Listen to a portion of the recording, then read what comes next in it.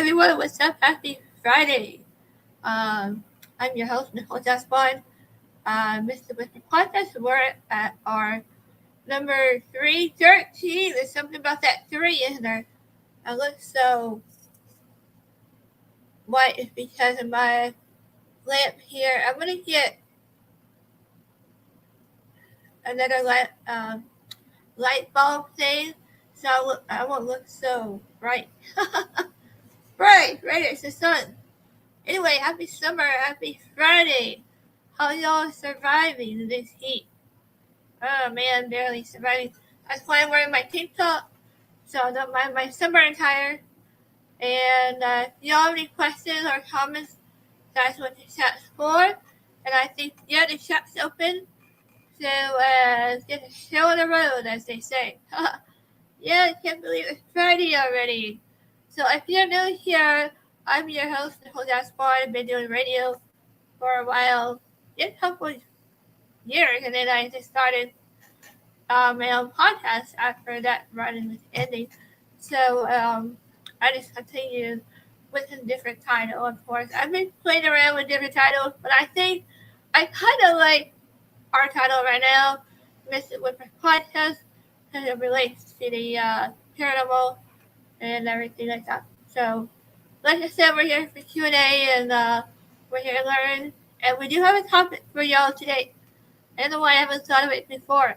Don't answer. But anyway, yeah, it's Friday. I hope y'all at home, relaxing from work.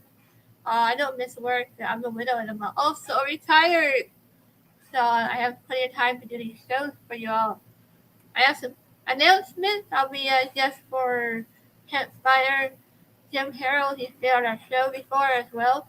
I'll be on their show on the 20th, and I'll be sharing one of my most serious, compelling, chilling doppelganger experience happening right here in this studio. It happened right here, folks. I was sitting here, doing my book or whatever, and I looked over to the left. I'll finish the rest. You'll have to listen to the interview. So I don't want to spoil it yet. So that's what I'll be sharing. Right? So I got my new crystal. I love crystal beer. That's the citrus beer. And I have my tiger's eye. Woo, just kidding. You can feel that energy, can't you? I have to plant my fake aquarium. Don't worry, it's not real. In case you're wondering, it's not a real aquarium, Oh no, she forgot to turn the light on. Anyway, yeah, I was messing around with the back and I just forgot to put that in. But I'll do that next time. Yeah, surviving this hot weather. Oh my goodness. And the other announcement is that I finally got my 31st edition book of Haunted World series out. It is officially out. The first, second, and third book is officially out. Only on Amazon by Myersious. I'll read what this says since I have it in my hands. I like to keep it short so that way, especially if it's a miniseries or trilogy. This ended up as a trilogy. So I'll read this first. So I would recommend reading the first one and go through the rest because you'll understand where it develops towards the end. The only thing I'm going to really disclose is that, hey y'all, if you're watching, welcome. And let us know where you listen from. So I have added another character. She is a lot like me, only I'm not a nun. She is a good nun, unlike Valet. Okay, she is not like Valet whatsoever. She is a good nun, a warrior nun. She's kind of like me. So here it is, the Haunted Word, the first one. When trauma is contagious, isn't it? By yours truly. I'll just read the back, so the back word, whatever you call it. So, ready? Oh yeah, don't forget to like, comment, share. Sharon said, the hospital remembers everything it does. If you're into a haunted hospital, this is it for you. The hospital remembers everything. Strapped to a wheelchair and tethered to machines, she begins seeing things no one else can explain. Right? So, welcome to my world. And no one can explain. A screaming woman behind glass, a figure waiting at the end of the corridor, a nurse who eventually I call Ghost Hail Nurse. You'll see why in the toward the end and the second book. So it's a really important part in that. Ghost Hail Nurse Ghost Hail, and who watches too closely. But when other patients begin experiencing the same horrors, one truth becomes undeniable. This isn't just a haunting. Did I say that right? Haunting? It's an infection. Haunting. It's an infection. So there you go, folks. This is the first of this trilogy that is out in all formats, including Audible. Woo! Yeah.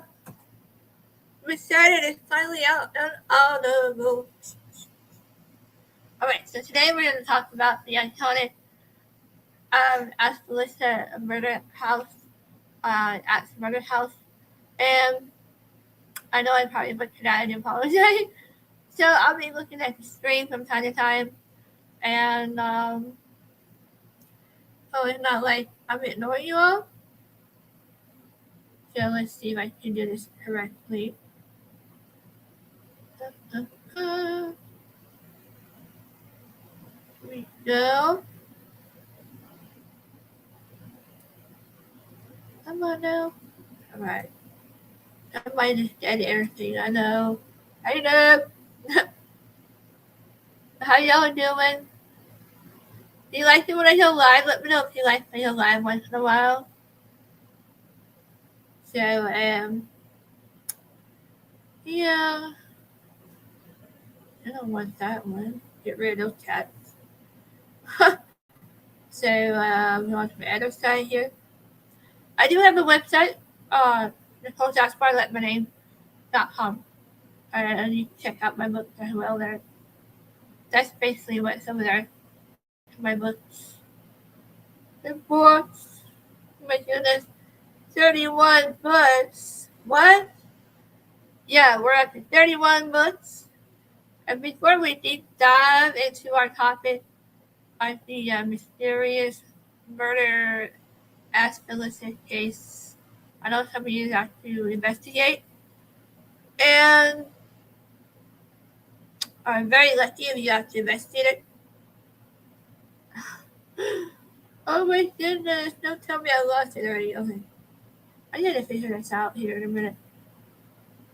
And I got to interview someone way back when she was part of a team when they sprayed her. Anyway, they of course investigated the Vilisca murder house, and what she was hearing was amazing evidence. I mean, I think I'll share that a little bit. I'll share some of my theories and my thoughts and opinion only. So, take it as a grain of salt. I would say, as a marine, take it as a grain of salt. So, not sure why it's not working. Oh, Lord. Maybe it only works when I'm not like, so yes, I'll pop back and forth. I have my phone here. Then I can see your comments if you're, you feel free to write to me anytime. That's what I do these for. I never answer your questions. And if you're new here, I'm also a religious demonologist, writer, and lot of things. I keep myself busy. I used to be part of the Warden Foundation and for a couple of years. They've been on my podcast, and it's probably deep buried down somewhere. So we call this show, and sometimes, by the way, sometimes we'll have my co-host with us during the interviews. We had our first interview with, I think, Father Mom Bailey on the night, August 9th, first week of August. So I want to make sure we have that set up. So I'll let you guys know. Yeah. So today we're going to talk about the mystery of the Lizzie Borden case. Will it ever be solved? You know, I think many teams have tried to solve it or at least get some evidence. I think it's one of those ongoing cases that will never be solved. But I'll share that later. Anyway, welcome everyone. Welcome to another chilling episode. Miss it with the podcast number 312. 312 episode where history of folklore, the unexplained, and the paranormal meet in darkness. I like the darkness. I don't know about y'all.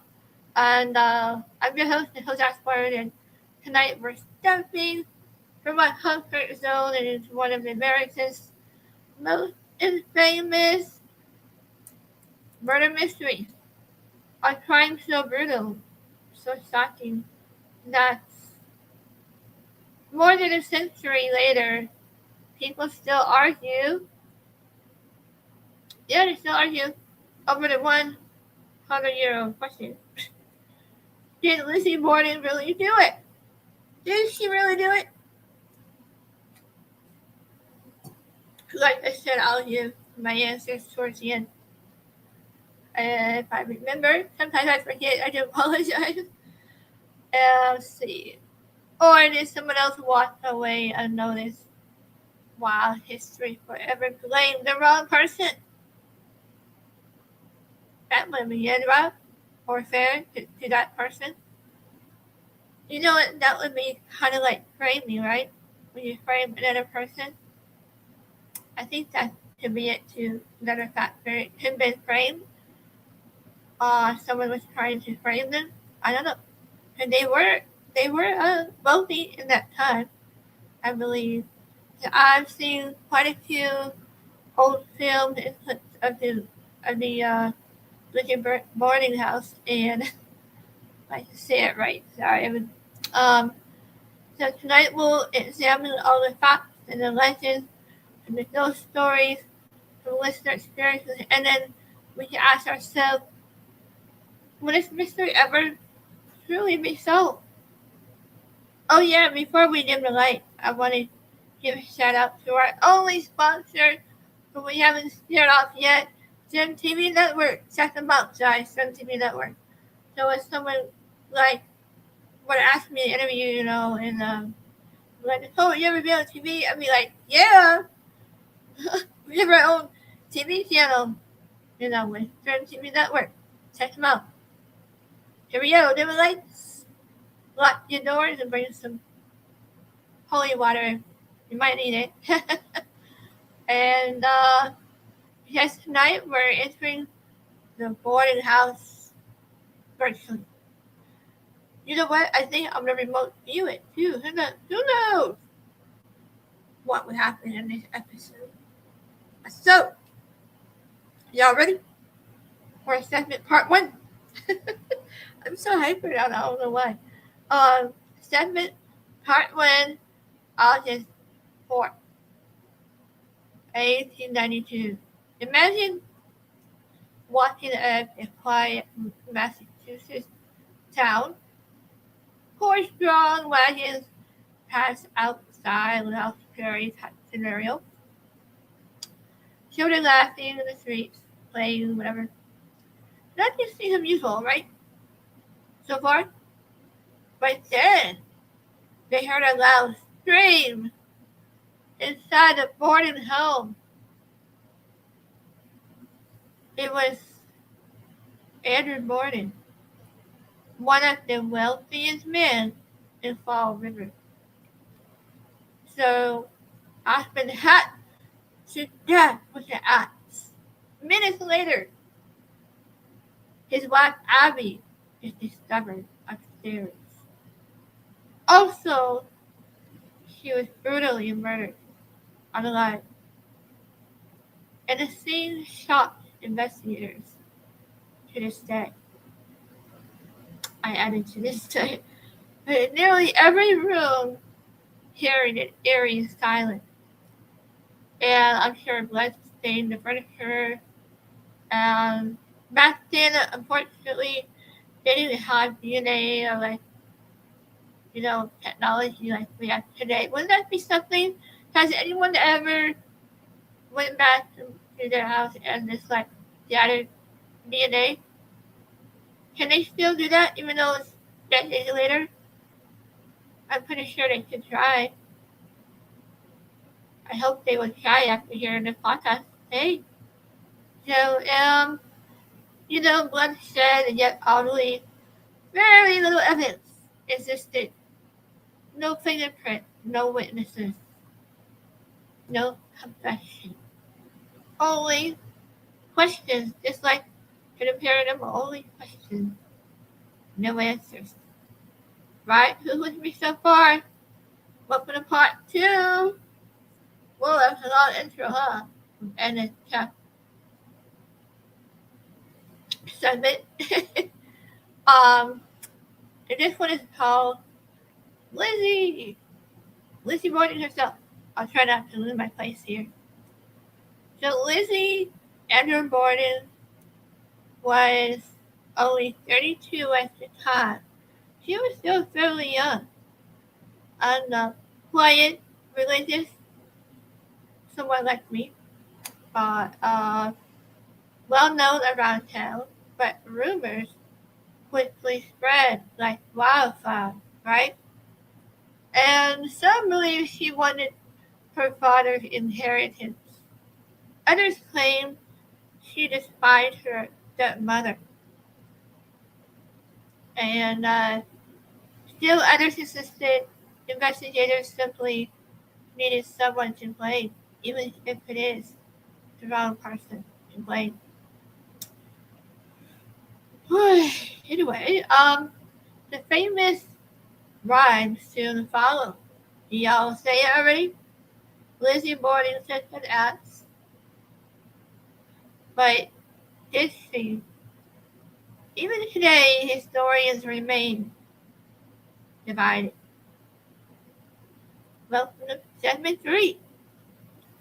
And we called it Strange Details. So yeah.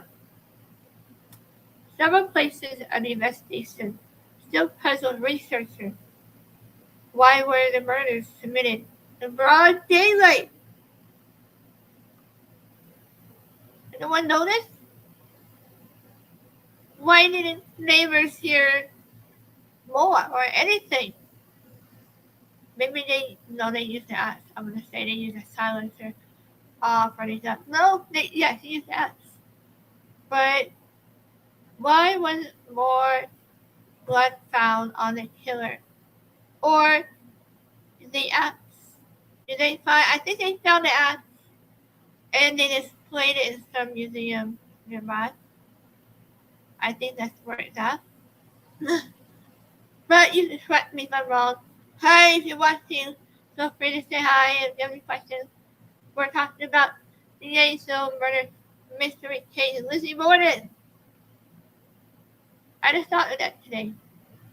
I want to talk about Lizzie Borden. So, where did a murder weapon really come from? Was the hatchet discovered later really the weapon? Was it a decoy? Did they actually have the weapon? Or did they just throw it away? I think they just threw it away and then they later found it. Because they have it in a display case, right?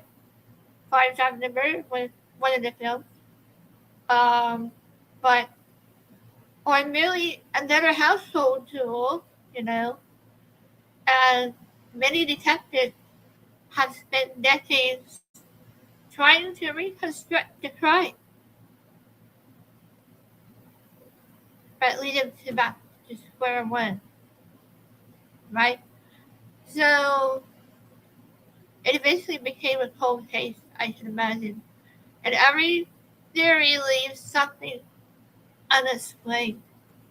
We're at part 4, segment 4 already. Whoa! And we called it The House Today. So, The House Today. I'm sure it hasn't changed much over the years, or decades. I think it's a bed and bathroom, bed and how do you say it? Anyway, restaurant or something. Anyway, the Borden home still stands, so it still stands to this day. And visitors from around the world spend the night hoping to experience something unusual, and it just might. But I think it's all in the frame of mind. I always like to go like respectfully and with an open mind, not expecting anything. And then it might happen. Anyway, so many claim they don't leave disappointed. Guests report hearing footsteps on empty staircases. What is it about creepy hallways and staircases? You don't know, there's can be portals to me. But doors opening by themselves, typical poltergeist activity. And maybe even, yes, I'm going to say it, demonic. And I'll share my opinion later on why I assume it could be demonic rather than poltergeist. Because poltergeist, is a noisy ghost, demonic or demons, a darker entity might be lurking around there. Just say.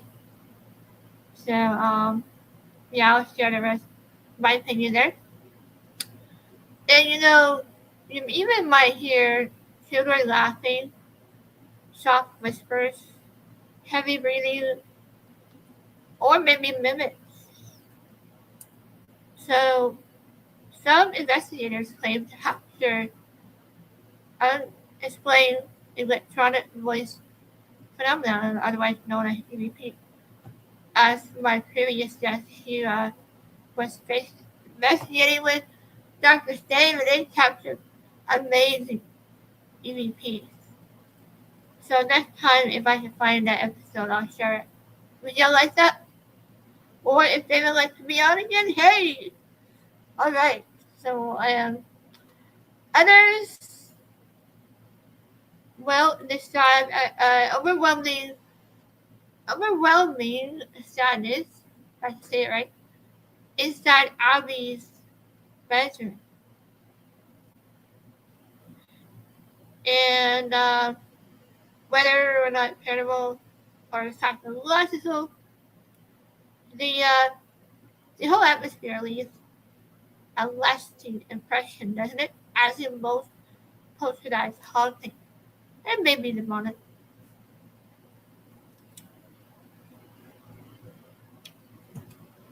We're at listener experiences.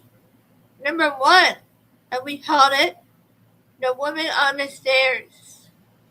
Oh, I'm getting chill already.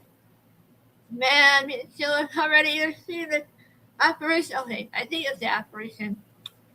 So let's read. First time reading it. Woman on the Stairs. Melissa, hey Melissa from Pennsylvania. She writes. This is what she wrote.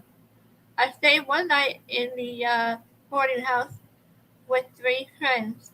Around 2 in the morning, I woke to footsteps climbing the staircase. What? Okay, I'm getting chill. What about y'all? Then she writes, I assumed someone needed a restroom. But anyway, When I looked, no one was there, right? And she writes, the footsteps continued very slowly, step after step. And she writes, I never saw anyone. So it wasn't an apparition, but it's just something they heard. But I never slept yet. Of course you don't sleep. You don't sleep at all in those places. I know. Believe me, I know. So, welcome to part 2, listener experience. And we called it Don't Go Upstairs. From Daniel. Hey, Daniel, from Oregon. Alright, Oregon in the house. And he writes, we were taking photos when my camera suddenly froze. And they will manipulate equipment. And the camera suddenly froze on playback, and we heard what sounds like a woman whispering, Don't go upstairs. Don't go upstairs. I'm sorry, bad acting. By the way, we hadn't heard anything during the recording, only afterward in their EVP. Oh my goodness, I've got chills. Anyway, welcome to part 5. Could there have been another killer? That's one theory I had on mind. And we call it that. Could there be more than one killer? So, this is where some modern researchers believe investigators overlook several possibilities: a disrupted business associate, a stranger, family, someone connected to Andrew Borden's financial dealings, right? Always about money. Remember, they were wealthy. They were the wealthiest family in that time, right? And so even an unknown family acquaintance. And I'll share them my own thoughts after this. Others suggest the investigation suffered from poor crime scene preservation by modern standards, right? So crowds entered the home, evidence was handled repeatedly, functional clues have disappeared forever. Maybe it was ghosts hiding everything. What do you guys think? But anyway, if the crime occurred today, guess what? We can use DNA. But can they still pick up DNA after years of stained blood? I think they can. Let me know if you're an expert on in that area. Crime scene. Let us know. Can you still pick up DNA from a stained old blood? And I think it's possible. So it would be under advanced forensics, I believe. I've always wanted to learn crime scene investigation, CSI. I used to watch that show a lot. So was better analyst and digital reconstruction, right? Might tell a very different story to the killer really might have been, even though they found it out. He's long gone by now. But still, would you like that closer? I'm sure they would like that closer. Yeah, I think the whole family was murdered, right? Even the children, if I remember correctly, that's sad.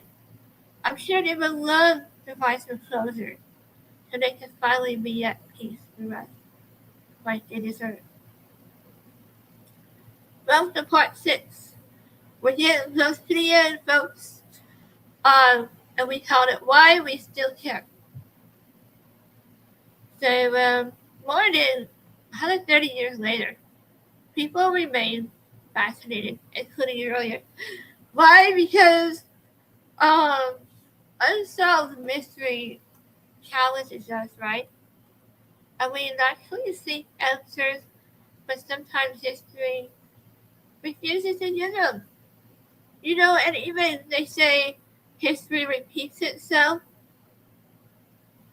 It's very possible, if it's the same entity there. I think it's got to be an entity there. I think, okay, here's my 2 cents.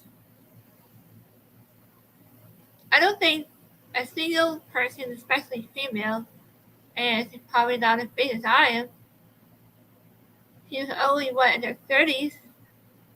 I mean, you don't have to be psychic. Figure that out to do the math. But I think she had to be influenced by some dark entity that's been there before them, and it's been reawakened, and then, I don't know, I can go deeper. I'm sorry, I'm a writer. But that's what I feel. That's my 2 cents. Anyway, I think she could have been influenced by a family member, or she could have been influenced by something psychological. Could be something by impaired by something mental, and it could be anything at all. What drove her to do that? If it was her, Lizzie Borden. So, can a single person do all that? I'm pretty sure they can. Especially if, look at the case in the Amityville. That only took one person driven by evil. The devil made him do it scenario. Right? Or at least now, but the mystery still survives somehow. So here's the host reflections of the entire episode, Lizzie Borden. And I'll be sure to share these notes, my show notes, with you all at the description below. So, and then I'm going to wrap it up. I kept you guys long enough. Anyway, here's my reflection.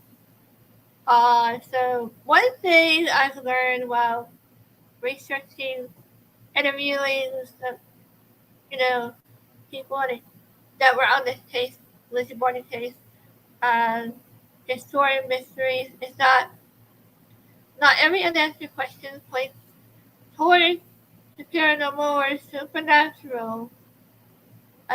Sometimes history just simply leaves gaps, lost evidence, forgotten witnesses.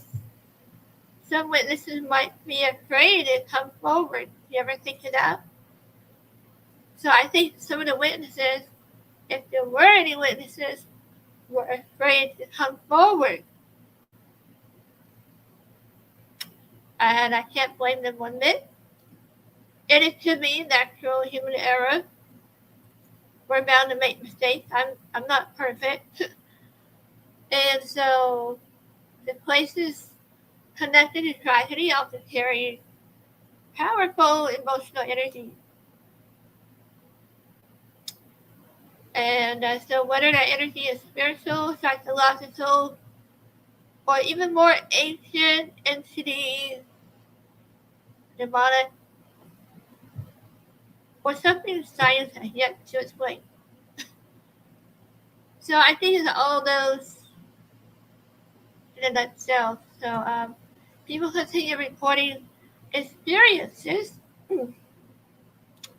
that are difficult to really dismiss it, outright dismiss it. So Lizzie Borden House remains one of the places where history and mystery continues to overlap. And here are my final thoughts. I promise. So, did Lizzie Borden commit the murders? We'll never know. But we could ask theory of your media, we could use our gifts. But even then, take it as grain of salt. But was she wrongfully accused or even framed? I think she was wrongfully accused and framed. And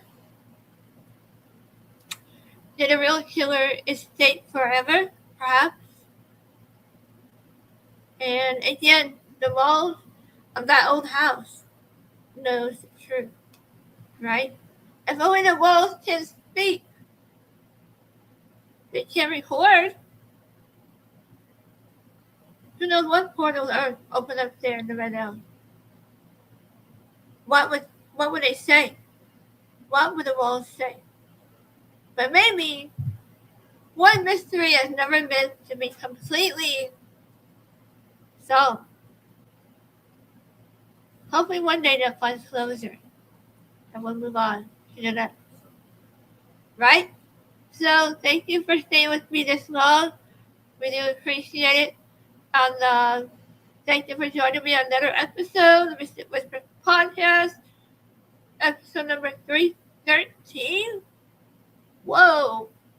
So, have you ever visited the Lizzie Borden house? We would like to know. Do you experience something unexplained in the historic location, or even investigated an unsolved mystery yourself? We like to hear your stories. So your experiences can be featured on the future episode, right? So until next time, keep exploring and remember, stay weird. Weird is good. We like weird. So be kind and stay weird. And we'll be on, every platform, everywhere you listen to your pod. Alright, y'all. Don't forget to check out my books. They're on Amazon as we speak. And y'all have a great and safe week. Till next time. Peace out. I'm your host and host Jasper. Study off. And don't forget to like Mystic Whispers pod. Alright.